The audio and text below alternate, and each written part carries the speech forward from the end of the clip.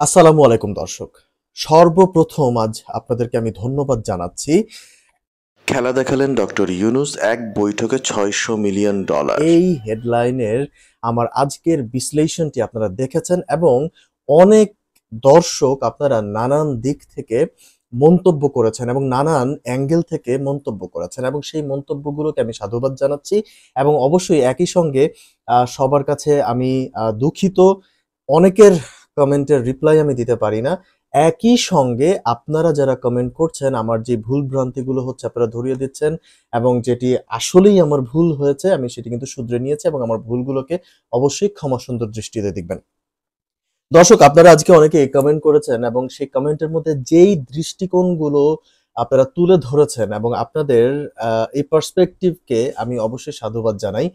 প্রথম পার্সপেক্টিভ যেটি মানে একজন বলেছেন যে লোন তো বাংলাদেশ নিল, মানে মার্কিন লোন তো বাংলাদেশ পেল, এই লোন চুকাতে হবে। ডেফিনেটলি আমি আপনার সাথে একমত, এই লোন চুকাতে হবে এবং এই লোন দেওয়ার পিছে কি কি শর্ত রয়েছে সেই শর্তগুলো অনেকে প্রকাশ করতে বলেছেন এবং অবশ্যই আমি সেটি আজকে প্রকাশ করব এবং একই সঙ্গে আমি কিছু জায়গা নিয়ে আলোচনা করব এবং সেই আলোচনাগুলো অবশ্যই আপনারা মানে আলোচনাটি শুনে আপনারা ডেফিনেটলি মন্তব্য করবেন। প্রথমত দর্শক আমি আপনাদের সামনে একটি ফিগার তুলে ধরছি। এটি হচ্ছে প্রথম আলোর করা ২০ আগস্টের একটি রিপোর্ট। ১৮ লাখ কোটি টাকা ঋণ রেখে গেছে আওয়ামী লীগ সরকার। হেডলাইনটি আশা করছি আপনাদের সামনে পরিষ্কার হয়ে গেছে এবং আমি যদি এটি আরেকটু বিস্তারিত আমি আপনাদেরকে বলি, ক্ষমতা হারানো আওয়ামী লীগ সরকার ১৫ বছরের বেশি সময়ে দেদার ঋণ নিয়ে গেছে এবং এই যে এতগুলো ঋণ নিয়েছে এবং সেই ঋণের পরিমাণ হচ্ছে ১৮,৩৬,০০০ কোটি টাকা ঋণ রেখে গেছে, যা অন্তর্বর্তী সরকারকে মানে এই বর্তমান সরকারকে তা মেটাতে হবে এবং এই সকল ঋণ যে তারা নিয়েছে কোনো প্রকার দর কষাকষি এবং বাছ বিচারবিহীনভাবে যেইভাবে পেরেছে, যার যেভাবে মন চেয়েছে সে সেইভাবেই লোন নিয়েছে এবং বাংলাদেশকে লোনের চাদরে মুড়ে দিয়ে গেছে। এবং জাস্ট একটু খেয়াল করে দেখুন, একটু যদি আপনাদের মানে মনে পড়ে কিনা জুলাইয়ের আগের ঘটনা বা জুলাইয়ের আগের গত ১০ বছরের ঘটনা, জিনিসপত্রের দাম কি পরিমাণ বেড়েছে, ডলার সংকট এবং একই সঙ্গে বারবার আমাদেরকে বলা হচ্ছিল রাশিয়া ইউক্রেন যুদ্ধের যে গল্প সেটি আমাদের সামনে বারবার তুলে ধরা হচ্ছিল।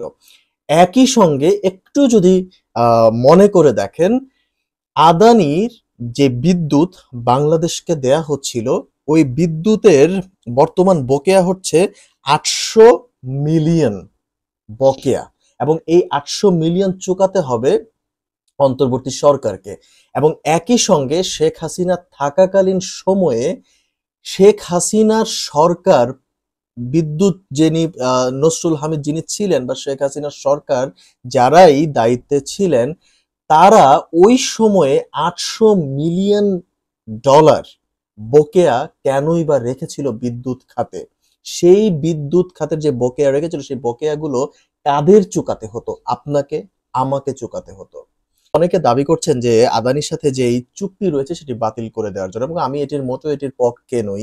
আমি বরং চাইছি যে আদানির সাথে কি চুক্তি হয়েছে সেটি পর্যালোচনা করে জনগণের সামনে, আপনারা আমার সামনে এটি তুলে ধরা উচিত এবং এই যে ৮০০ মিলিয়ন মার্কিন মানে যে ডলার আদানি গ্রুপের কাছে বকেয়া রয়ে গেছে, এই বকেয়া কিন্তু হাসিনা সরকারকে চুকাতে হচ্ছে না, অন্তর্বর্তী সরকারকে চুকাতে হচ্ছে। সো এইরকম আরো ঋণ রয়ে গেছে এবং সেই ঋণের পরিমাণই প্রথম আলো বলছে ১৮,৩৬,০০০ কোটি টাকা ঋণ রেখে গেছে এবং এই যে ঋণ এটি কাকে চুকাতে হচ্ছে?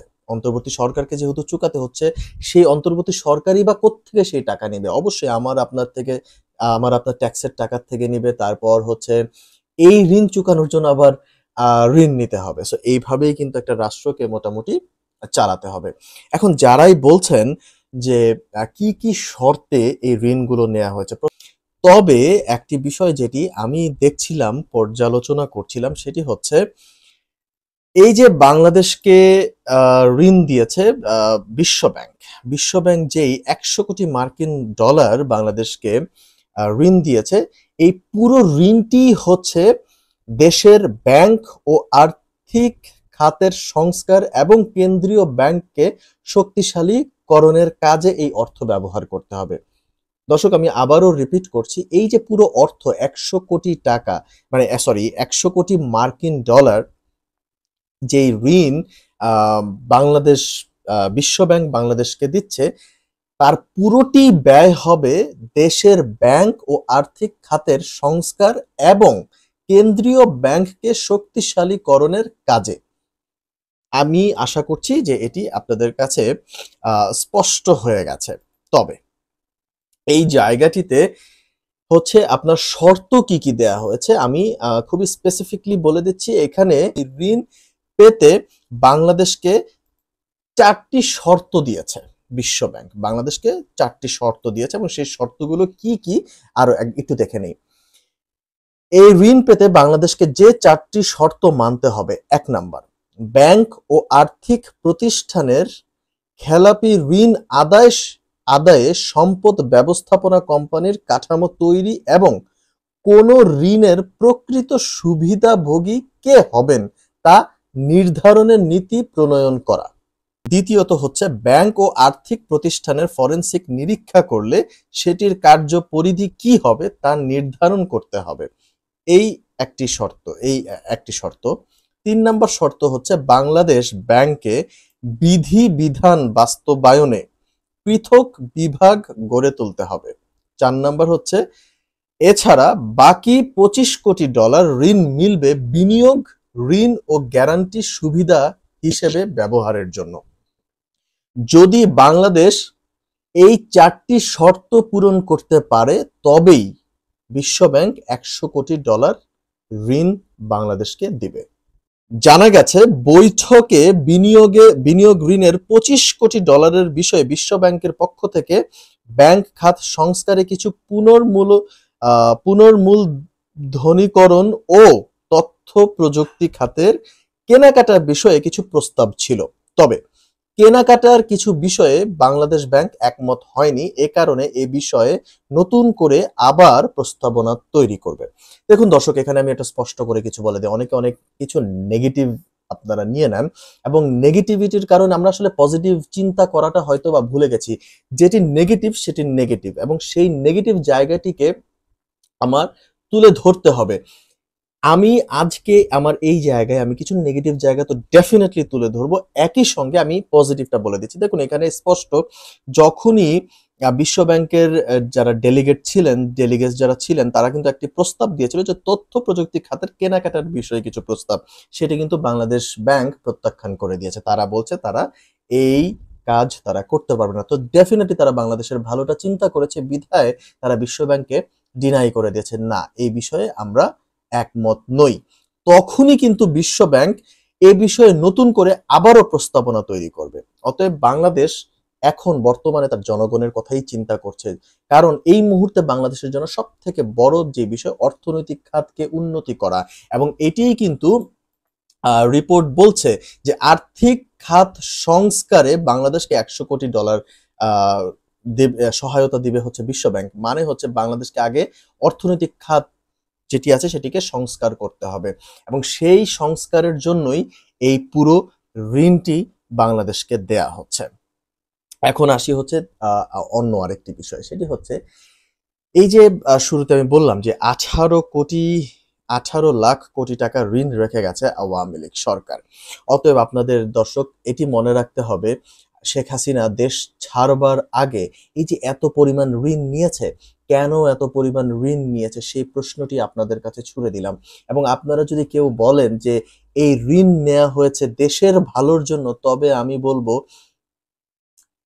আসলে আমরা এখনো বোকার রাজ্যে বসবাস করছি। এত কোটি টাকার ঋণ আমি কেন নিব? আমার উন্নয়ন যতখানি হয়েছে তার থেকে বেশি ঋণ হয়েছে। আপনি যদি একটাবার রিসার্চ করে দেখেন যে পদ্মা সেতু যেটি তৈরি করা হয়েছে, এই পদ্মা সেতুর টাকা দিয়ে আরো 2-3টি পদ্মা সেতু করা যেতে পারে। এবং আপনি যদি দেখেন, আরো একটি কথা আপনাদেরকে রিমাইন্ড করায় দেই, সেটি হচ্ছে মেট্রো রেলের কথা। ওবায়দুল কাদের সাহেব এবং আমাদের সাবেক প্রধানমন্ত্রী শেখ হাসিনা বলেছিলেন মেট্রো রেলের স্টেশন যখন যজ্ঞে পরিণত হয়েছে, তারা যখন সেটি ভিজিট করতে গেলেন তখন কিন্তু শেখ হাসিনা এবং ওবায়দুল কাদের বলেছিলেন যে এটি প্রায় ৩০০ কোটি টাকার ক্ষয়ক্ষতি হয়েছে, ১ বছরেরও বেশি সময় লাগবে এটি ঠিক করতে। এখন আপনাদের কাছেই আমার প্রশ্ন, ৩০০ কোটি টাকা খরচ হয়েছে? আর মানে এই মেট্রো রেল ঠিক করতে ৩০০ কোটি টাকা খরচ হয়েছে? আমার কাছে মনে হয় যে ৩০০ কোটি টাকা খরচ হয়নি। এবং এটি কিন্তু ১ বছরও লাগেনি। এটি কিন্তু জাস্ট উইদিন ২০ দিনের মধ্যে কিন্তু মেট্রো রেল চালু হয়ে গেছে এবং ঠিকঠাক হয়ে গেছে। এবং এখন মেট্রো রেল সবই আলহামদুলিল্লাহ খুব ভালো চলছে। তো অতএব এই একটি পার্সপেক্টিভ থেকে আপনাদের চিন্তা করতে হবে, সেই ঋণ কেন নেওয়া হয়েছিল? সেই ঋণের এত টাকা কোথায় গেছে? এটি কিন্তু আমি বা আপনি কিন্তু প্রশ্ন করতে পারি এবং আমারও কিন্তু এই প্রশ্নটি রয়েছে। শেখ হাসিনার সরকার ক্ষমতা ছাড়ার আগেও চাপে ছিল, এই ঋণের চাপে ছিল এবং সেই ঋণ চুকাতে হতো। এবং আমি আবার যদি প্রশ্ন করি যে আদানি তারা কেন বাংলাদেশকে সেই মুহূর্তে চাপ দেয়নি শেখ হাসিনা সরকারকে যে $৮০০ মিলিয়ন হয়ে গেছে, আমাদের কিন্তু আপনার বকেয়া দিতে হবে, এখন যেরকমটা প্রেশার দিচ্ছে তখন দেয়নি কেন? বন্ধুত্বপূর্ণ সম্পর্কের কারণে। তো আমি ধরে নিচ্ছি বন্ধুর কারণে এত প্রেশার দেওয়া হয়নি। তো আপনাদেরকে হচ্ছে আমার প্রশ্ন, যদি শেখ হাসিনা সরকার সেই মুহূর্তে ৮০০ কোটির জায়গায় ৮০০ মিলিয়নের জায়গায় যদি ১৬০০ মিলিয়ন হয়ে যেত, তাও কি আপনারা বসে থাকতেন? আপনারা কথা বলতেন না?